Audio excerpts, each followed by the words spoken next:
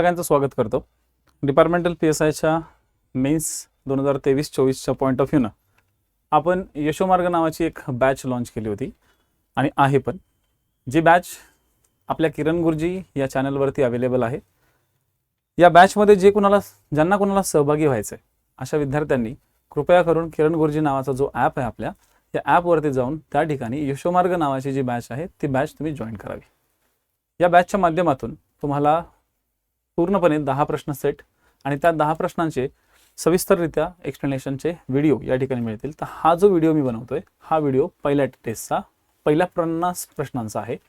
या पहिल्या टेस्टमध्ये एक सब्जेक्ट वाईज मी तुम्हाला सेटअप करून देईल. तर त्यातला IPC, कॉन्स्टिट्यूशन आणि ह्युमन राईट्स यांचा जो सेक्शन आहे तो आपण एका ह्याच्यात कव्हर करायचा प्रयत्न करू. जास्त वेळ न घालवता आपण स्टार्ट करूया आपल्या क्वेश्चन पेपर ॲनालिसिसला. क्वेश्चन पेपर ॲनालिसिसमध्ये सगळ्यात पहिला जो महत्त्वाचा घटक असतो तो पहिला प्रश्न बघू. पहिला प्रश्न, खालील विधाने पडताळावं, असत्य विधानांचा योग्य पर्याय ओळखा. इथं तुम्हाला आहे ना असत्य विधान, या ठिकाणी तुम्हाला असत्य विधान ओळखायचे होते आणि असत्य विधान असलेला तुम्हाला योग्य पर्याय ओळखायचा होता. बऱ्याचशा लोकांना असं वाटलं तुम्हाला योग्य विधान ओळखायला लावले, पण तसं काही नाहीये. तुम्हाला असत्य विधानांचा योग्य पर्याय ओळखायला लावलेला आहे. त्यामुळे कॅबिनेट मिशन प्लॅन तरतुदींप्रमाणे संविधान बनवण्याच्या दृष्टीने नोव्हेंबर 1946 मध्ये घटना समिती गठीत झाली. हे बरोबर आहे. ठीक आहे, हे बरोबर आहे. जी काही घटना समिती स्थापन झाली या घटना समिती मागे कॅबिनेट मिशन होते. दिल्लीमध्ये त्यांच्या बैठका भरल्या. आता घटना समिती ज्यावेळेस अस्तित्वात आली तेव्हा आपण स्वतंत्र झालो होतो का? तर नव्हतो. नोव्हेंबर 1946 मध्ये आपण स्वतंत्र झालो नव्हतो. त्याच्यामुळं ही जी घटना समिती होती ही ब्रिटिशांच्या मर्जीतील होती. त्याच्यात बदल करणे किंवा ती रद्द करणे याबाबत जो काही अधिकार होता तो ब्रिटिश लोकांचाच होता. त्याच्यामुळं त्यांचा म्हणजे कोणाचा? ब्रिटिशांचा अधिकार अंतिम होता. हे सुद्धा विधान बरोबर आहे. हे दोन्ही विधानं बरोबर आहेत. घटना समिती पंडित जवाहरलाल नेहरू, महात्मा गांधी, राजेंद्र प्रसाद, मौलाना आझाद इत्यादी महत्वाचे सदस्य होते. महत्वाची गोष्ट म्हणजे महात्मा गांधी जे होते हे महात्मा गांधी सदस्य नव्हते. त्याच्यामुळं क विधान हे चुकीचं आहे. आपल्याला काय सांगितलंय? तर असत्य विधानांचा योग्य पर्याय ओळखा. तर असत्य विधानांचा योग्य पर्याय जो आहे तो आहे 4 क. काय आहे? क. म्हणजे ह्याचा आन्सर किती? आन्सर 4. दुसरा पर्याय आपण बघू. दुसरा प्रश्न, घटना समितीला भारतीय संविधान पूर्ण करून स्वीकारण्यास 11 अधिवेशने भरवावे लागले होते. खालीलपैकी कोणत्या दिवशी 11वे अधिवेशन संपले व घटना समिती भारतीय संविधानाचा स्वीकार केला गेला? भारतीय संविधानाचा स्वीकार हा केला गेला 26 नोव्हेंबर 1949 रोजी. या ठिकाणी भारतीय राज्यघटनेतला भाग 21 आणि या भाग 21 मधील तात्पुरत्या काही तरतुदी तसंच भाग 2 मधील नागरिकत्वाच्या काही तरतुदी, कलम 60, निवडणुकीचं कलम 324 या संदर्भातल्या काही गोष्टी लागू केल्या गेल्या होत्या. म्हणजे याच दिवशी काही अंशतः राज्यघटना लागू केली गेली होती. त्याचबरोबर ही अंशतः राज्यघटना लागू करण्यासंदर्भातलं कलम होतं आर्टिकल 394. आर्टिकल 394च्या काळात किंवा 394 मध्ये अंशतः काही भाग लागू करायचं ठरवलं गेलं होतं. ठीक आहे, त्यामुळे हा पॉईंट लक्षात ठेवा. हे पॉईंट सुद्धा खूप महत्वाचे आहेत. प्रश्न क्रमांक 3 याचं उत्तर काय होतं मित्रांनो? 4. प्रश्न क्रमांक 3, भारतीय राज्यघटनेच्या कोणत्या घटकाद्वारे घटनाकारांच्या अंतःकरणातील विचार व्यक्त होतो? भारतीय राज्यघटनेच्या कोणत्या घटकाद्वारे? कोणत्या घटकाद्वारे? लक्षात घ्या, पॉईंट काय विचारलाय? अंतःकरणातील विचार. जो अंतःकरणातील विचार जो व्यक्त होतो ना तो व्यक्त होतो सरनाम्यातून. कारण उद्दिष्टांचा ठराव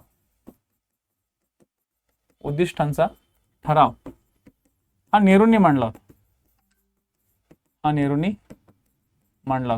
या उद्दिष्टांच्या ठरावामध्ये नेहरूंनी ज्यावेळेस मांडला होता त्यावेळेस त्यांनी आपल्या नक्की घटनेचा उद्दिष्ट काय, आपल्या अंतःकरणातील विचार काय, घटना समितीच्या घटनाकारांच्या सदस्यांचा नक्की विचार काय, ह्या सगळ्या विचारात्मक गोष्टी या उद्दिष्टांच्या ठरावामध्ये मांडल्या गेल्या होत्या. आणि म्हणून हा सरनामा खूप महत्वाचा आहे. तर भारतीय राज्यघटनेचा कोणत्या घटकाद्वारे घटनाकारांच्या अंतःकरणातील विचार व्यक्त होतो? तो सरनाम्यातून होतो. असे जे वैचारिक लेवलचे जे प्रश्न आहेत ना, हे वैचारिक लेवलचे प्रश्न आहेत. आता तुम्ही म्हणा सर याचा सोर्स काय, तर बघा MPAच्या काही नोट्स होत्या. MPAच्या नोट्स तिथल्या भावी PSI लोकांना दिल्या जातात, ओके, जे ट्रेनिंग असतात. तर या नोट्समधले काही बेसिक क्वेश्चन्स मी या ठिकाणी तुम्हाला ऍड करून दिलेले आहेत. आपण या सदरामध्ये काय बघणार आहोत, तर राज्यघटना. ठीक आहे. आता एक एक एक एक एक एक एक एक जो टॉपिक सेक्शन वाईज आहे तो आपण या ठिकाणी कव्हर करायचा प्रयत्न करू. प्रश्न क्रमांक 4, 42व्या घटना दुरुस्तीद्वारे कोणते शब्द सरनाम्यात समाविष्ट करण्यात आले होते, ते दिलेल्या पर्यायातून निवडा. 42व्या घटना दुरुस्तीद्वारे जे शब्द एकवटलेले गेले होते ते कोणते होते, तर लक्षात घ्या 42व्या घटना दुरुस्तीद्वारे सरनाम्यामध्ये समाविष्ट केलेले 3 शब्द होते. आतापर्यंत सरनाम्यामध्ये फक्त एकच घटना दुरुस्ती झालेली आहे. ही घटना दुरुस्ती झालेली आहे. त्याच्या आधी 1973 मध्ये केशवानंद भारती केस झाली होती. ही कधी कधी केस विचारली जाऊ शकते. केशवानंद भारती केस 73 मध्ये झाली होती. याद्वारे सरनामा हा घटनेचा भाग आहे. सरनामा हा घटनेचा भाग आहे असं सूचित केलं गेलं होतं. त्याच्यामुळं सरनामा जर घटनेचा भाग आहे म्हणजेच घटनेचा अर्थ काढण्यामध्ये सरनाम्याचा उपयोग होऊ शकतो. त्याचा एक वैचारिक उपयोग आपल्या भारतामध्ये भविष्यामध्ये होऊ शकतो. घटनेचा अर्थ काढण्यामध्ये त्याचा बराचसा मोठा रोल आहे. म्हणून 3 शब्द भविष्यामध्ये त्याच्यात ऍड करायचं ठरवलं. आणि 42वी घटना दुरुस्ती, 42वी अमेंडमेंट ऍक्ट 1976 द्वारे त्या काळात IG मॅडम होत्या, इंदिरा गांधी यांच्या काळामध्ये धर्मनिरपेक्ष म्हणजे धर्मनिरपेक्षाच्या आधी समाजवादी, धर्मनिरपेक्ष आणि एकात्मता हे 3 शब्द ऍड करण्यात आले. धर्मनिरपेक्ष, समाजवादी, धर्मनिरपेक्ष आणि एकात्मता. बघा सार्वभौम तर आपण आहोतच, त्यात काय वाद नाही. लोकशाही तर आपण आहोतच, प्रजासत्ताक आपण आहोतच. आता सार्वभौम, प्रजासत्ताक आणि लोकशाही हे 3 शब्द ऑलरेडी आधीच पहिले समाविष्ट करण्यात आले होते. सार्वभौम म्हणजे स्वतःचा विचार स्वतः करणे, स्वतः निर्णय घेणे, याला म्हणतात सार्वभौम. प्रजासत्ताक याचा अर्थ असा असतो की देशाचा जो प्रमुख आहे हा देशाचा प्रमुख जनतेद्वारे निवडला जाईल. जनतेद्वारे निवडला जाईल. जी लोकशाही आहे, लोकशाहीचा अर्थ आहे की इथं सरकार लोक निवडतील, सरकार लोक निवडतील. जर कधी डिटेलमध्ये विचारलं तर आपल्या भारतात कुठल्या प्रकारची लोकशाही आहे, तर अप्रत्यक्ष प्रकारची लोकशाही आहे. म्हणजे आपल्याकडे जनता डायरेक्ट स्वतःच म्हणजे स्वतःच तिथं डिसिजन घेत नाहीत, तर आपण काय करतो, आपल्या लोकप्रतिनिधींना निवडून देतो. लोकप्रतिनिधींना निवडून दिल्यामुळे आपण अप्रत्यक्ष लोकशाही म्हणून त्याला ओळखतो. त्याला काय म्हणतात, अप्रत्यक्ष लोकशाही. ठीक आहे. तर सार्वभौम, प्रजासत्ताक आणि लोकशाही हे 3 घटक या ठिकाणी महत्वाचे आहेत. आता धर्मनिरपेक्ष म्हणजे काय, तर कोणत्याही धर्माला आपण जास्त वेटेज देत नाही. सर्व धर्म आपल्याकडे समान आहेत. कुठल्या एका धर्माला आपण जास्त वेटेज देत नाही. एका धर्मासाठी आपण वेगळे कायदे बनवत नाही. आपण सगळ्यांसाठी समान पद्धतीने कायदे बनवायचा प्रयत्न करतो. ठीक आहे. त्याच्यामुळं ही 42वी घटना दुरुस्ती महत्वाची आहे. आणि धर्मनिरपेक्ष हे एकच तत्व 42व्या घटना दुरुस्तीने, या ऑप्शननुसार धर्मनिरपेक्ष हे एकच महत्वाचा भाग आहे. म्हणून याचं उत्तर आहे केवळ ब. ना सार्वभौम आहे, ना प्रजासत्ताक आहे, लोकशाही हे ऑलरेडी होत. नंतर समाजवादी, धर्मनिरपेक्ष हे 2 तत्व आणि एकात्मता हा एक शब्द ऍड करण्यात आला. खालील विधाने पडताळा आणि वरीलपैकी कोणते विधाने बरोबर आहेत हे बघा. कधी पण ज्यावेळेस खालील विधाने पडताळा असा शब्द आला तर पटकन खाली बघायचं की काय दिलेलं आहे, नक्की काय तुम्हाला सांगितलंय, बरोबर आहेत की चूक आहेत. कधी पण लक्षात ठेवा, असत्य म्हणजे चुकीचे, ठीक आहे. अचूक म्हणजे बरोबर, ठीक आहे. बिनचूक म्हणजे बरोबर आणि चूक म्हणजे चूक. ह्या शब्दांना पहिले नीट समजून घ्या. बरेचसे विद्यार्थी काय होतात, ह्या शब्दांना व्यवस्थित समजून घेत नाही, त्याच्यामुळे मागे पडतात आणि त्याच्यामुळे क्वेश्चन चुकतात. तुमच्यापैकी मॅक्झिमम लोकांनी मला मेसेज हाच केलेला आहे की सर ह्याच शब्दांमुळे आम्ही फसलो. नाही तर आमचं बरोबर होतं. प्रश्न काय विचारला ना हेच विद्यार्थ्यांना कधी कधी समजत नाही. त्याच्यामुळे खालीलपैकी कोणते विधाने बरोबर आहेत? तर देशातील सरकारचा प्रमुख पंतप्रधान असतात, त्यांची लोकशाही तत्वाद्वारे निवड होते. तर बघा, सरकारचा प्रमुख कोण असतो? तर प्रमुखच असतो. सरकारचा प्रमुख कुठं बसतो? तर लोकसभेत बसतो.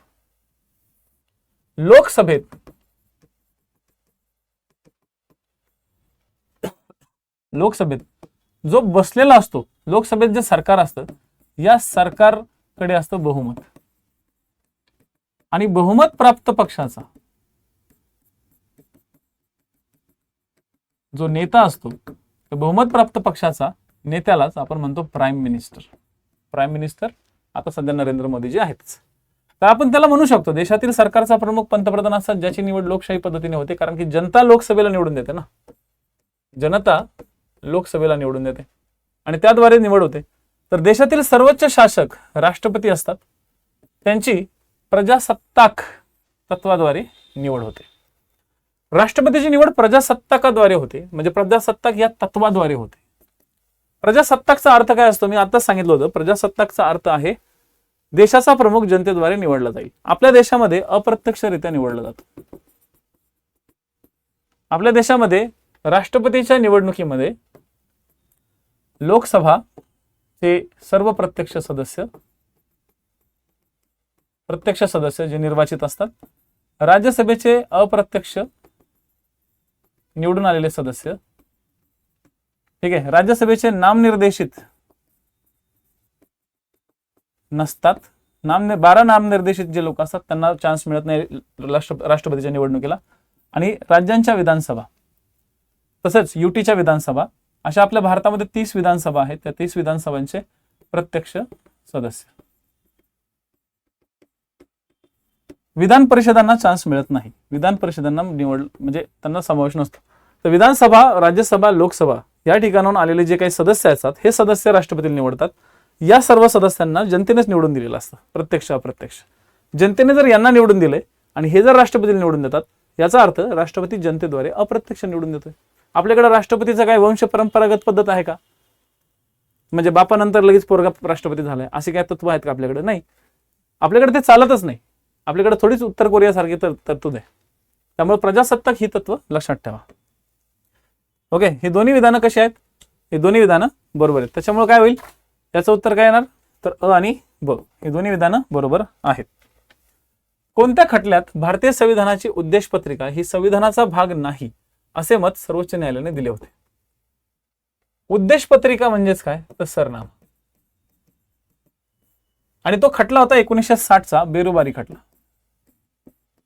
केशवानंद भारती खटल्यामध्ये सांगितलं होतं की सरनामा हा भाग आहे.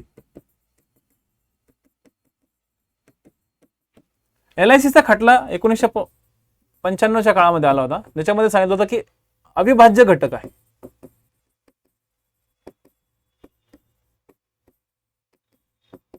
तर बेरुबारी खटल्यामध्ये जे की वेस्ट बेंगॉलच्या भागात झाली होती, तर त्याच्यात सांगितलं होतं की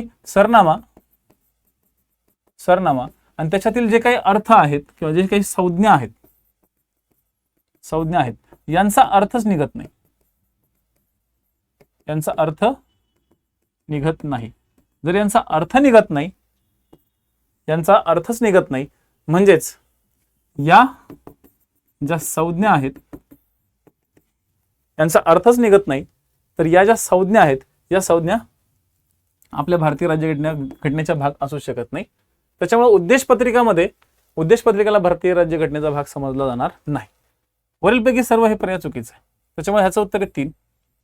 लक्षात घ्या, 60 मध्ये सांगितलं नाहीये, 73 मध्ये सांगितलं आहे आणि 95 मध्ये सांगितलं तर अविभाज्यच घटक आहे म्हणे, सुट्टीच द्यायची नाही. तर अयोग्य जोडी ओळखा. अयोग्य जोडी ओळखामध्ये काय दिलेलं आहे? फंडामेंटल राईट्स संदर्भात तुम्हाला क्वेश्चन आहे. तुम्हाला डिपार्टमेंटल PSIच्या एक्झाम्सला आहे ना, डिपार्टमेंटल PSIच्या एक्झाम्सला सगळ्यात महत्त्वाचा जो इफेक्ट आहे, सगळ्यात महत्त्वाचा पॉईंट आहे म्हणजे पहिले 51 अ कलमे, 1 ते 51 अ कलमे यांच्यावरती तुम्हाला 5 प्रश्न 15 पैकी राहतात. तर तुमचं काम काय आहे? 51 अ पर्यंतचा भाग सगळा कव्हर करून घेणं. सगळा भाग कव्हर करून घ्या, सगळा टोटल A to Z. जर तुम्ही ते कव्हर करू शकलात तर 100% मी तुम्हाला सांगतो तुमचा फायदाच फायदा आहे. तसंच MPAच्या ज्या नोट्स आहेत या MPAच्या नोट्स मिळवा, तुमच्या मित्रांकडे भरपूर साऱ्या असतात. हे पण लेक्चर्स आणि हे पण PPT जसं तुम्ही व्हायरल करणार आहातच तसं तुम्ही बाकीच्याही गोष्टी करा. MPAच्या ज्या गोष्टी आहेत ह्या MPAच्या गोष्टी सगळ्या व्यवस्थित रीड करा. तर बघा, संपत्तीचा अधिकार दिलेला आहे एक कलम 31 मध्ये, पण अनफॉर्च्युनेटली कलम 31 हा आता राहिलेला नाहीये. 44th अमेंडमेंट ऍक्ट 1978 द्वारे त्याला इथून काढलं. आता तो फंडामेंटल राईट्स राहिलेला आहे का? नाही. तो फंडामेंटल राईट्स आहे का? तर नाही. तर आता तो काय झालेला आहे? एक कायदेशीर अधिकार. त्याला इथून काढलं आणि कुठे टाकलं? ओके, कुठे टाकलं त्याला? याला इथून काढलं आणि त्याला टाकलं आर्टिकल 300 मध्ये, भाग 12 मध्ये. भारतीय राज्यघटनेचा भाग 12 मध्ये 300 मध्ये त्याला ढकलून दिलं. त्याला म्हटलं तू तिकडच जाया. आता तो फंडामेंटल राईट्स नाही, फंडामेंटल राईट्स आता राहिलेला नाही. तो आता काय झालेला आहे? तर कायदेशीर अधिकार. संस्कृती व शिक्षणाचा अधिकार. संस्कृती आणि शिक्षणासंदर्भातला जो अधिकार आहे तो कलम 29-30 मध्ये या ठिकाणी अल्पसंख्याकांसाठी तरतूद दिलेली आहे. अल्पसंख्याक लोकांसाठी तरतुदी देण्यात आलेल्या आहेत. धर्म स्वातंत्र्याचा अधिकार 25 ते 28 मध्ये देण्यात आलेले आहेत, ज्या ठिकाणी एक प्रकारे धर्मनिरपेक्षता तत्व राबवण्याचा प्रयत्न केलेला आहे.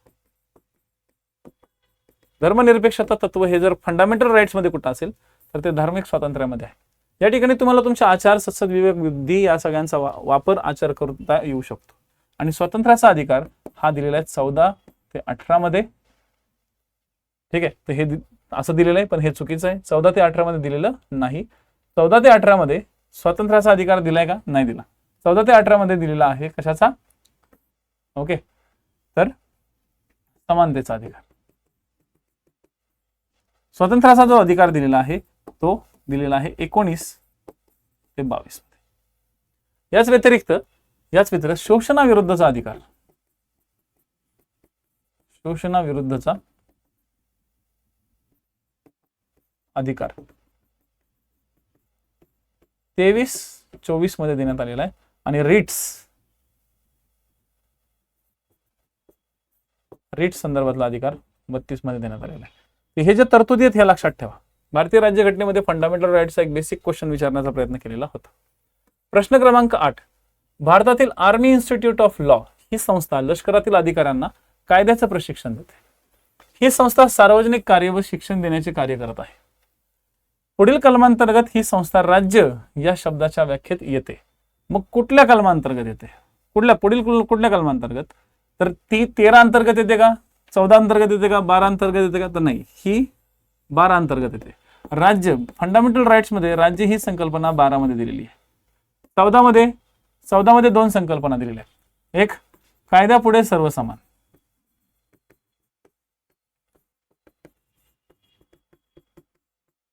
कायद्यापुढे सर्व समान आणि कायद्याद्वारे समान संरक्षण. कायद्याद्वारे समान संरक्षण. कलम 13 आणि कलम 16. कलम 13 मध्ये दिलेलं आहे कायदा ही संज्ञा. पुढे जाऊन तुम्हाला यावरती सगळ्या गोष्टी डिस्कस करायच्यात. त्याच्यामध्ये संसदेने केलेले, राज्य विधिमंडळाने केलेले, राष्ट्रपतीने काढलेले वट हुकूम, हे सगळ्या गोष्टींना कायदा म्हणतात. इव्हन घटना दुरुस्तीला सुद्धा कायदा म्हणतात. तर कलम 16 मध्ये काय दिलेले? तर सार्वजनिक ज्या सेवा असतात त्याच्यामध्ये सर्वांना समान संधी. याच्यामध्ये काय दिलेले? सर्वांना समान संधी. सरकारी नोकरीसाठी सर्वांना समान संधी. काही अपवाद सोडले तर. प्रश्न 8, या प्रश्न 8 मध्ये हे बेसिक पॉइंट्स लक्षात ठेवा. प्रश्न क्रमांक 9. घटनेच्या कलम 15 अन्वये धर्म, वंश, जात, लिंग, जन्मस्थान या कारणांसाठी खालील कोणत्या ठिकाणी भेदभाव करण्यास घटनेच्या कलम 15 अन्वये मनाई करण्यात आलेली आहे? दुकाने, सार्वजनिक उपाहारगृहे, हॉटेल, सार्वजनिक करमणुकीची स्थाने, राज्याच्या पैशाने राखलेल्या विहिरी आणि तलाव, ही सार्वजनिक राबत्याच्या जागा. कोणत्या ठिकाणी प्रतिबंध करण्यात आलेला आहे की जिथं भेदभाव मानायचा नाही? तर अशा ठिकाणी भेदभाव मानायला प्रतिबंध करण्यात आलेला आहे. अशा ठिकाणी काय करण्यात आलेलं आहे, तर प्रतिबंध करण्यात आलेला आहे. ठीक आहे, याचं उत्तर काय येईल, वरील सर्व. सोपा क्वेश्चन होता आर्टिकल 15 वरचा. हा क्वेश्चन विचारला जाऊ शकतो तुम्हाला. ठीक आहे, हा क्वेश्चन तुम्हाला शुअरली विचारला जाऊ शकतो. ठीक आहे, इथपर्यंत भाग लक्षात आला. पुढचा पॉइंट, क्वेश्चन क्रमांक 10.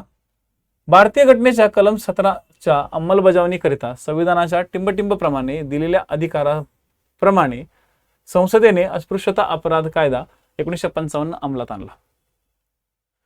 तर बघा, भारतीय राज्यघटनेच्या कलम 17च्या अंमलबजावणीकरिता 17 मध्ये काय दिलेलं आहे, अस्पृश्यता नष्ट करणे. आता अस्पृश्यता नष्ट करणे ही तरतूद दिलेली आहे, पण त्याच्यासाठी जर कायदा बनवायचा असेल, या आर्टिकल 17 साठी कायदा बनवायचा असेल, तर संसद बनवते. आता तुम्हाला काय विचारलंय बघा, 17च्या अंमलबजावणीसाठी संविधानाच्या टिंबटिंब प्रमाणे दिलेल्या अधिकाराप्रमाणे संसदेने अस्पृश्यता अपराध कायदा 1955 अंमलात आणला. म्हणजे संसदेला एक अधिकार दिलेला आहे कलम 17 वरती कायदा बनवण्याचा. संसदेला एक अधिकार दिलेला आहे कलम 17 वरती कायदा बनवण्याचा. मग असा कोणत्या कलमामध्ये असा कायदा संसद बनवू शकतं की ज्या फंडामेंटल राईटची अंमलबजावणी करायची, तर तो आहे आर्टिकल 35. आर्टिकल 35 जो शेवटचा फंडामेंटल राईट्सचा अधिकार आहे, ज्याच्यात सांगितलेलं आहे की फंडामेंटल राईट्स बाबत जसं 17 आहे, जसं 24 आहे, ठीक आहे, 17 आहे, 24 आहे, 32 आहे, यांच्या बाबतीत जर एखादा कायदा बनवायचा असेल, यांच्या बाबतीत जर एखादा कायदा बनवायचा असेल, 33 आहे, तर हा अधिकार फक्त संसदेला आहे. हा अधिकार फक्त संसदेला आहे. राज्य विधिमंडळाला या कलमांमध्ये असलेल्या कायद्यांची अंमलबजावणी करण्याचा अधिकार नाही. हा फक्त संसदेला आहे, राज्य विधिमंडळाला नाही. राज्य विधिमंडळाला नाही. त्याच्यामुळे आर्टिकल 35 द्वारे कायदा बनवण्याचा जो अधिकार आहे, आर्टिकल 35 द्वारे कायदा बनवण्याचा अधिकार संसदेला देण्यात आलेला आहे. क्वेश्चन क्रमांक 11. मुलांना शिक्षणाची संधी देण्यासाठी पालक किंवा पालनकर्ते असतील अथवा अथवा जेणेप्रमाणे वय वर्ष 6 ते 14 पर्यंत रखवाले असतील, शिक्षणाची मुलांना संधी द्यायची. मग ही शिक्षणाची मुलांना संधी एक तर पालक देतील किंवा पालककर्ते देतील, आणि ते त्या मुलाच्या वयाच्या 6 वर्ष ते 14 वर्षापर्यंत देतील. हे मूलभूत कर्तव्य कोणत्या घटनादुरुस्तीद्वारे समाविष्ट करण्यात आले? तर मूलभूत कर्तव्याची जी तरतूद आहे ही भारतीय राज्यघटनेच्या भाग 4 मध्ये आहे. 42वी घटनादुरुस्तीद्वारे हे घटनेत ऍड केलं. त्यासाठी स्वर्णसिंग समिती निवडली, म्हणजे शिफारस केली गेली होती. स्वर्णसिंग समितीने 8च शिफारशी केल्या होत्या. इंदिरा गांधींनी सुरुवातीला 10 कर्तव्य ऍड केली. किती कर्तव्य? 10 कर्तव्य. आणि नंतर 86th अमेंडमेंट ऍक्ट 2002 द्वारे, 86th अमेंडमेंट ऍक्ट 2002 द्वारे, ठीक आहे, 11वे कर्तव्य ऍड करण्यात आलं. जे कर्तव्य होतं 6 ते 14 वर्ष वयोगटाच्या मुलांना मोफत शिक्षणाची किंवा शिक्षणाची संधी उपलब्ध करून देण्याचं कर्तव्य पालकांचं किंवा पालनकर्त्यांचं किंवा माता पित्यांचं असेल. ठीक आहे, ही तरतूद या ठिकाणी करण्यात आली होती. प्रश्न क्रमांक 12. घटनेच्या अनुच्छेद 79 मध्ये संसदेच्या संरचनेसंदर्भात तरतुदी सांगितलेल्या असून खालीलपैकी कोणते घटक या अनुच्छेदानुसार संसदेचा भाग असतो? तर राष्ट्रपती असतो का? तर हो. लोकसभा असते का? तर हो. आणि राज्यसभा असते का? तर हो. राज्यसभेला वरिष्ठ सभागृह म्हणून ओळखलं जातं. वरिष्ठ सभागृह जे कधीही विसर्जित होत नाही, कधीही विसर्जित होत नाही. लोकसभेला कनिष्ठ सभागृह म्हणतात. सर्वसाधारण कार्यकाळ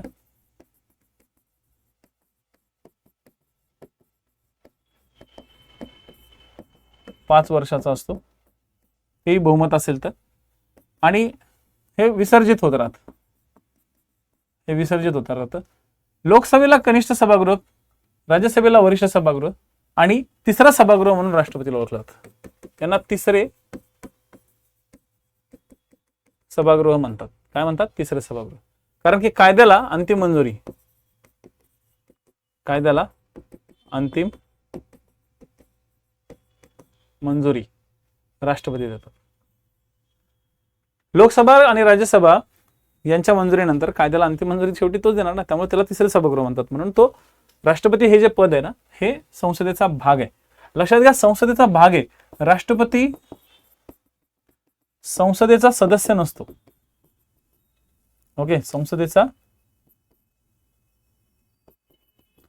सदस्य नसतो. तो काय असतो? भाग असतो, फक्त भाग किंवा घटक असतो. तर इथं कधी कन्फ्युज होऊ नका या विधानांवरती. Okay, never. आर्टिकल 13, कोणते अनुच्छेद मूलभूत अधिकारांच्या अंमलबजावणीसाठी उच्च न्यायालयांना निर्देश जारी करण्याचे अधिकार देतात? जर का समजा तुम्ही एक ह्युमन बिंग आहात, सर्वसामान्य जनता आहात, आणि या जनतेचे, ओके, ही जनता आहे, या जनतेचे फंडामेंटल राईट राज्याद्वारे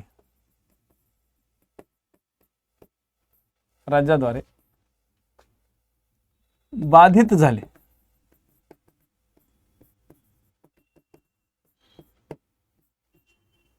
राज्याद्वारे काय झाले? बाधित झाले. या जनतेचे फंडामेंटल राईट्स काय झाले? राज्याद्वारे बाधित झाले. तर ही जनता आर्टिकल 226 द्वारे हायकोर्टमध्ये जाते, तिथं अपील करते. अपील करताना रिट्सचा वापर करते. फक्त मूलभूत हक्कासाठीच जात नाही, तर ती इतर कायद्यांसाठी पण जाते. हायकोर्टमध्ये जाते तर फक्त फंडामेंटल राईट्स आणि इतर कायद्यांसाठी पण जाऊ शकते. इतर कायदा पण असतो, पण फक्त फंडामेंटल राईट्ससाठी आर्टिकल 32 द्वारे सर्वोच्च न्यायालयात जाता येते.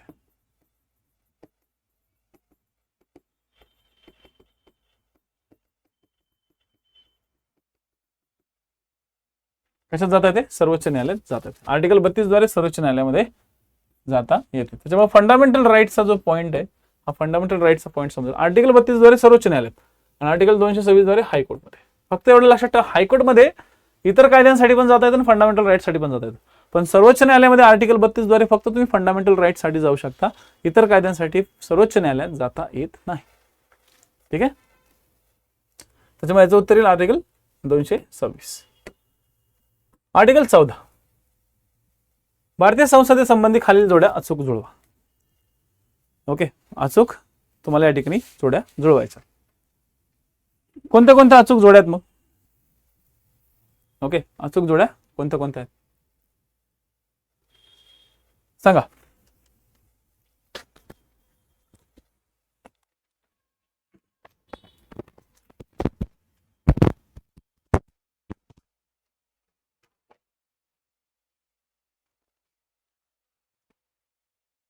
संसदेचे अनुच्छेद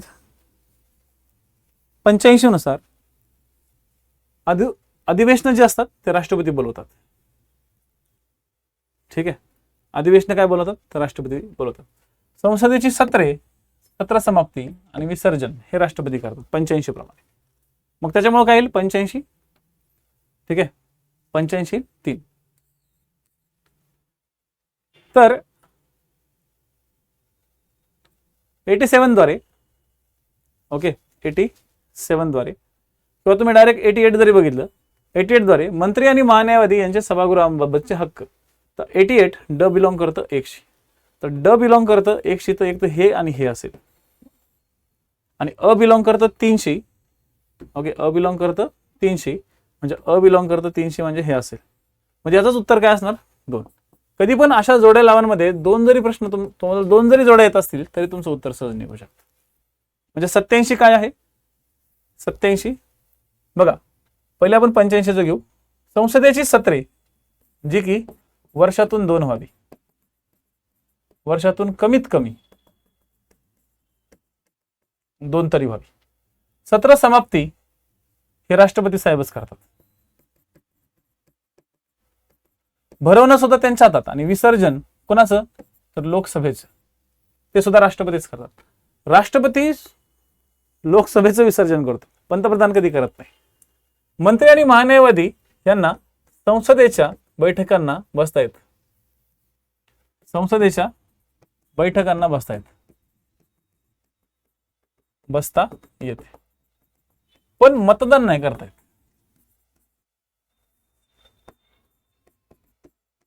मतदान करता येत नाही.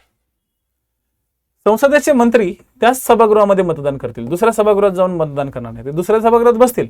समजा गृहमंत्री आहे, तर गृहमंत्री लोकसभेचा आहे, तर तो लोकसभेतच मतदान करेल. तो राज्यसभेत जाऊन बसेल, उठेल, तिथं बोलेल, तिथं भांडेल, सगळं काय करेल, पण मतदान नाही करणार. 87 मध्ये काय दिलेलं आहे, तर राष्ट्रपतीचे विशेष अभिभाषण. ठीक आहे. लोकसभेच्या प्रत्येक सार्वत्रिक निवडणुकीनंतर आणि पहिल्या सत्राच्या प्रारंभी आणि प्रत्येक वर्षाच्या सत्राच्या प्रारंभी राष्ट्रपती काय करतात, विशेष अभिभाषण करतात. दरवर्षी करतात आणि 5 वर्षानंतर जी पहिली म्हणजे जे नवीन निवडणूक होते त्या निवडणुकीच्या पहिल्या अधिवेशनाला. आणि 83 मध्ये काय दिलेलं आहे, तर संसदेच्या सभागृहांचा कालावधी. 83 मध्ये संसदेच्या सभागृहांचा कालावधी दिलेला आहे, जो की आहे राज्यसभा तर कायमस्वरूपीची असते आणि लोकसभा ही 5 वर्षाची असते. पहिल्या बैठकीपासून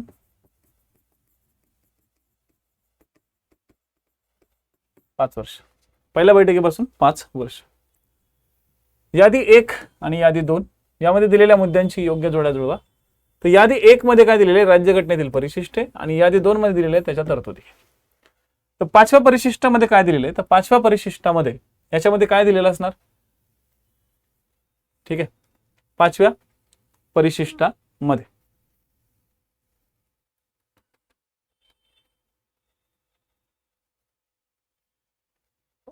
तर 5व्या परिशिष्टामध्ये अनुसूचित क्षेत्र आणि अनुसूचित जमाती यांच्या प्रशासनावरती नियंत्रण आणि याबाबतच्या तरतुदी, ज्या तरतुदी राज्यपालाच्या हातात जास्त असतात. राज्यपाल हे सगळ्या गोष्टी हँडल करतो, पण या संदर्भातल्या तरतुदी किंवा या संदर्भातल्या ज्या समित्या असतात हे स्थापन करण्याचा अधिकार राष्ट्रपतीला दिलेला आहे. पुढे आपण इन डिटेल मध्ये हे सगळं बघणार आहोत. 11व्या परिशिष्टामध्ये काय दिलेले, 11व्या परिशिष्टामध्ये ओके ऑब्व्हियसली पंचायत राज दिलेली आहे. भारतीय राज्यघटनेमध्ये 73वी अमेंडमेंट ऍक्ट 1992 द्वारे 73वी घटना दुरुस्ती करण्यात आली होती. या संदर्भातलं 11वं परिशिष्ट ऍड करण्यात आलं होतं आणि 73व्या घटना दुरुस्तीद्वारे भाग 9 मध्ये भारतीय राज्यघटनेचा भाग 9 मध्ये पंचायत राज ऍड केलं होतं. 4थ्या परिशिष्टामध्ये केंद्र आणि राज्यांमध्ये चौथ्या परिशिष्टामध्ये काय केलं होतं,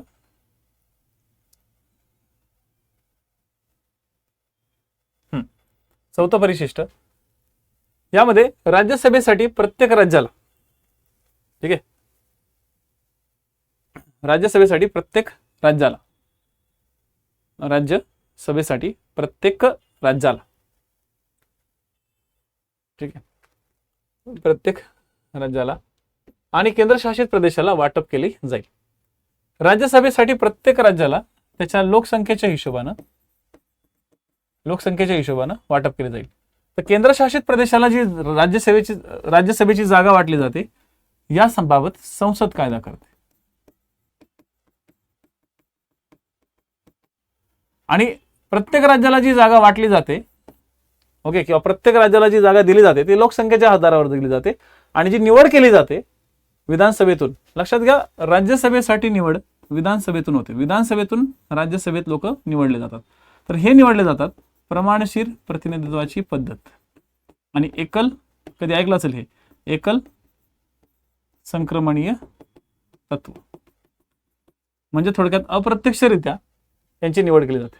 परंतु केंद्रशासित प्रदेशातून राज्यसभेत जर निवडायचं असेल तर संसद कायदा करते, या तत्वाद्वारे केलं जात नाही. जर इन डिटेलमध्ये वाचलं राज्यघटना तर हा फरक, दोघांमधला फरक समजून येईल.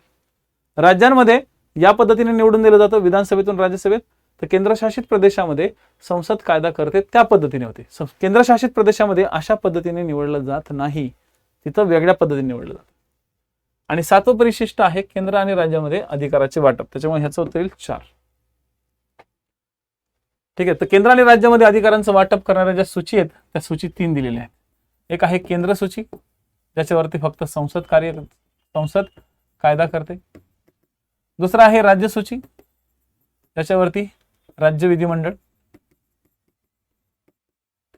विधिमंडळ सर्वसाधारण काळात कायदा करते. आणि त्यानंतर आहे समवर्ती सूची. या समवर्ती सूचीवरती केंद्र पण काम करतं आणि राज्य पण काम करतं. पण जर केंद्र आणि राज्य यांच्यामध्ये वाद निर्माण झाला तर केंद्र हे वरचढ असतं राज्यापेक्षा. त्यामुळे ही समवर्ती सूची. केंद्रामध्ये आहेत 98 विषय, राज्य सूचीमध्ये 59 विषय आणि समवर्ती सूचीमध्ये आहे 52 विषय आफ्टर जीएसटी. या तरतुदी लक्षात ठेवा. हे महत्त्वाचे पॉइंट्स आहेत. या लेक्चर्समध्ये आपण भारतीय राज्यघटना आपण कव्हर केली. हे रेकॉर्डेड लेक्चर्स तुमच्या अशाच पद्धतीनं या ॲपमध्ये प्रत्येक टेस्टच्या खाली पूर्ण आठवड्याभरामध्ये आम्ही रेकॉर्ड करू. बघा, 50 क्वेश्चन जर सेट करत बसलो तर ऑब्व्हियसली तुमच्या पण डोक्याचा तार वाजेल, आमचे पण कसे खराब होते.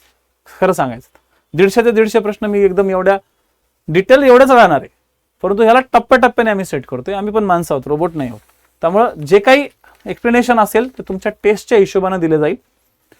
पुढे मागं होऊ शकतं, कारण की मलाही 150 प्रश्न काढायचे आहेत. मी स्वतः 150 प्रश्न काढतोय. माझा एकच उद्देश आहे, महाराष्ट्रातील जो कोणी तयारी करणारा विद्यार्थी आहे या तयारी करणाऱ्या विद्यार्थ्यांना, तेही स्पेशली पोलीस डिपार्टमेंटची तयारी करणाऱ्या विद्यार्थ्यांना, मेन्समध्ये जे कोणी तयारी करताय त्या विद्यार्थ्यांना आता तुम्ही पैशाचा विचार करू नका. आता तुम्ही फक्त तुमच्या तयारीचा विचार करा. कारण की ही 615ची जी जागा आहे ना, ही 615ची जागा खूप महत्वाची आहे. ठीक आहे, 615ची जी जागा आहे, या 615च्या ज्या जागा असतात त्या खूप महत्वाच्या असतात. आणि जर का ह्या जागा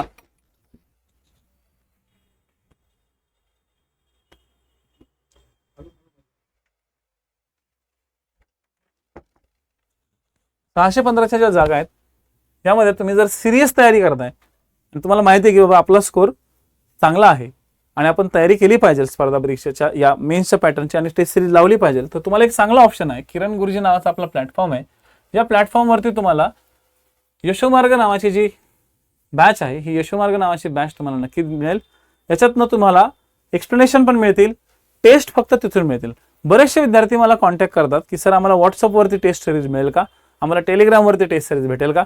मी एकच सांगतो, ही टेस्ट तयार करताना आम्ही दिवसाची रात्रीचा दिवस करतोय. स्वतः मी टेस्ट काढतोय. टेस्ट ही कुणाकडनं 4 लोकांकडनं काढून आम्ही ती जुळवायचा प्रयत्न नाही करत आहे. PYQला समोर घेऊन बसलोय. त्या PYQच्या आधारावरती क्वेश्चनचा दर्जा ठरवतोय. जिथं क्वेश्चन्स विचारला गेलेला आहे आधी त्याच्या आजूबाजूचे सगळे कव्हरअप करायचा प्रयत्न करतोय. त्या टेस्टमध्ये विचारलेल्या प्रश्नांना आम्ही मोडायचा पण प्रयत्न करतोय. असं नाही की त्याला मोडत नाही. कधी कधी विद्यार्थ्यांना ते मोडामोडी करून सुद्धा सांगावं लागतं. पण या सगळ्या गोष्टींसाठी मेहनत लागते. तुम्हाला एक्सप्लेनेशनचे व्हिडिओ येतात या ठिकाणी द्यायचे. तर जे विद्यार्थी कोणी असं म्हणतंय की सर आम्हाला ऑफलाईनला यायचंय, आम्हाला ऑफलाईन लेक्चर्स करायचे, आम्हाला हे करायचे किंवा ऑफलाईनला टेस्ट सिरीज द्यायची, तर पहिलंच एक सांगेल, ऑफलाईनला टेस्ट सिरीज त्याच विद्यार्थ्यांची होईल ज्या विद्यार्थ्यांनी ऍडमिशन्स घेतलेले. ओके, कारण की असं समजू नका की चला टेस्ट आहे म्हणून द्यायचं किंवा काय. आम्ही ऑफलाईनला ते घेणारच नाहीये. तसंही ऑफलाईन फक्त नागपूरसाठी लिमिटेड होतं, परंतु विद्यार्थ्यांची इथं वेगळ्या पद्धतीच्या मानसिकता आहे. सो आम्ही पण डिसाईड करतो की ऑफलाईन कदाचित घेणार नाही आहोत, फक्त ऑनलाईनच राहील. ऑनलाईन तुम्हाला एक्सप्लेनेशन दिलं जातील, कारण की ऑफलाईनला तुम्ही याल, सोडवाल, बसाल, तर त्याच्यापेक्षाही आधी आम्हाला पहिले काय करणं गरजेचं आहे, तुम्हाला टेस्ट प्रोव्हाइड करणं गरजेचं आहे. ज्या विद्यार्थ्यांना खरंच असं वाटतं की नाही आपण आलो पाहिजे, सिरियसली राहिलो पाहिजे, तर त्या विद्यार्थी बघा, ज्याला करायचंय तो सगळ्यात पहिले इथं येऊन उभा राहतोच. आम्ही पण त्यांना सपोर्ट करू. पण मुद्दा येतो की विद्यार्थ्यांना हे पण लक्षात आलं पाहिजे की आपला शिक्षक मेहनत घेतोय, आपला शिक्षक आपल्यासाठी टेस्ट बनवतोय, तर आपण त्या मेहनतीचं एक थोडीशी व्हॅल्यू पण ठेवली पाहिजे. असं नाही झालं पाहिजे की चला चालली टेस्ट चालली, तर पहिली टेस्ट मी तुम्हाला देतोय, सगळ्यांनाच देतोय, पहिले बघा त्याचा स्टँडर्ड चेक करा. आणि तुम्हाला मी कमिटमेंट दिलेली आहे 10 टेस्टची. मी तुम्हाला एवढं मात्र नक्की राहील, 10 पेक्षा मी कमी तर देणार नाही, 10 पेक्षा तुम्हाला जास्तही देईल. मी 2017च्या माझ्या ज्या टेस्ट मी काढल्या होत्या त्या काळातल्या, त्या सुद्धा मी तुम्हाला जरा अपडेट बनवून देईल. कारण ह्या ज्या टेस्ट मी 10 काढणार आहेत एकदम अपडेट तुम्हाला देणार आहे. हे मी यासाठी सांगतोय कारण की भविष्यात हा व्हिडिओ जर युट्यूबमध्ये गेला आणि युट्यूबवरच्या विद्यार्थ्यांनी जर पाहिला, तर मी 100% म्हणतो की विद्यार्थ्यांनी ना, मी ऑलरेडी प्रीला खूप जास्त टेस्ट दिल्या होत्या तुम्हाला. त्या काळात एक्सप्लेनेशन जमलं नव्हतं कारण की तिथं आम्ही ड्युअल सिस्टमने चाललो होतो. मी आणि मॅडम होतो. मॅडमचा टायमिंग ॲडजस्ट व्हायचा, माझा होत नव्हता, माझं व्हायचं तर मॅडमचा होत नव्हता. इथं मी पूर्ण एकटा आहे. मेन्समध्ये मी पूर्णपणे तुम्हाला एक्सप्लेनेशन देण्याचा प्रयत्न करणार आहे. पण माझं असं म्हणणं आहे की एक्सप्लेनेशन मी देण्याच्या आधी तुम्ही पण व्यवस्थित एक्सप्लेनेशन द्या, कारण की मी जे तुम्हाला आन्सर की पाठवतोय, ह्या आन्सर कीवरती मी सुद्धा एक्सप्लेनेशन देऊन द्यायचा प्रयत्न करतोय. फक्त आन्सर की नाही पाठवत की ही घ्या की आणि चेक करत बसा उत्तर. ह्याच्यावरती सुद्धा मी काय करतोय, महत्वाच्या नोट तुम्हाला देतोय. आता हे तुम्हाला ॲपवरती डाउनलोड करून मिळेल. आता ॲपवरती जाऊन काय करायचंय, तर सगळ्यात पहिले किरण गुरुजी हा जो लोगो आहे ना, हा लक्षात ठेवा. किरण गुरुजी हा लोगो आहे आपला. किरण गुरुजी हा ॲप आहे. या ॲपवरती तुम्हाला डिपार्टमेंटल PSIचा सेक्शन मिळेल. डिपार्टमेंटल PSIच्या सेक्शनमध्ये यशोमार्ग मिळेल. पूर्व परीक्षेच्या टेस्ट सिरीज जॉईन करणारे कमीत कमी 2800-2900 पोट्टे होते. तर माझं सगळ्यांना म्हणणं आहे की तर तुम्ही मेन्सची जर तयारी करत असाल तर इमानदारीने ह्या टेस्ट सिरीज सॉल्व्ह करा आणि विद्यार्थ्यांपर्यंत हा व्हिडिओ पोहोचवा, कारण की बरेचसे विद्यार्थी अजून जागे नाही झालेत. हळूहळू तुमच्या अभ्यासामध्ये डेव्हलपमेंट आणायचा प्रयत्न करा. जे क्वेश्चन मी ज्या ठिकाणी विचारतोय तो भाग चांगला करायचा प्रयत्न करा. बाकी तर तुमचा अभ्यास चालूच आहे. काही विद्यार्थ्यांचा 2-3 दिवसामध्ये अख्खा सिलेबस कव्हर होऊन जातोय लॉचा. परंतु त्या विद्यार्थ्यांना माझं सांगणं आहे की जिथे मी क्वेश्चन विचारतोय त्या ठिकाणी आणखी जास्त जरा इलॅबोरेट करायचा प्रयत्न करा, तर कुठेतरी त्याचा फायदा होणार आहे. ठीक आहे, एवढं बोलून मी माझं आजचं लेक्चर संपवतोय राज्यघटनेचं. याच्यानंतरचे जे काही लेक्चर्स असतील ते सब्जेक्ट वाईज असतील. म्हणजे ह्युमन राईट सोबत मग ह्युमन राईट नंतर मग तुम्हाला IPC, CRPC या सगळ्यांचे व्हिडिओ हळूहळू असे तुकड्यांमध्ये आम्ही तयार करतोय. हे यासाठी करतोय कारण की तुम्हाला लोकांना तो व्यवस्थित पाहता पण यावा. ठीक आहे, एवढं बोलून आजचं आपलं लेक्चर थांबवतो. अपेक्षा करतो किरण गुरुजीच्या ॲपवरती तुम्ही याल आणि किरण गुरुजीच्या ॲपवरती येऊन ही टेस्ट सिरीज जॉईन कराल. या टेस्ट सिरीजमध्ये तुम्ही जर येताय किंवा आला असाल तर चांगलीच गोष्ट आहे. माझे जे द्रोणाचार्यचे बॅचचे विद्यार्थी आहेत, त्या द्रोणाचार्यच्या बॅचच्या विद्यार्थ्यांनी एकदा ही टेस्ट सिरीज जॉईन करण्याच्या आधी मला नक्की मेसेज करावा. आपलं नाव आणि मोबाईल नंबर नक्की सेंड करावा. तर तुमच्यासाठी तिथे वेगळ्या काही तरतुदी आहेत ते मी तुम्हाला सांगू शकतो. ठीक आहे, मेसेज नक्की करा. जर फोन नाही उचलला तर मेसेज नक्की करा द्रोणाचार्यच्या बॅचच्या विद्यार्थ्यांनी. ठीक आहे, अर्जुना बॅचच्या विद्यार्थ्यांनी नाही. अर्जुना बॅचच्या विद्यार्थ्यांना ह्या सवलती नसतील, फक्त द्रोणाचार्य बॅचच्या विद्यार्थ्यांना असतील. तर तुम्ही जर द्रोणाचार्य बॅच केली नसेल माझी जॉईन, तर men's point of view join नक्की करून घ्या. चला, धन्यवाद, थँक्यू सो मच. परत भेटू. जय हिंद, जय महाराष्ट्र.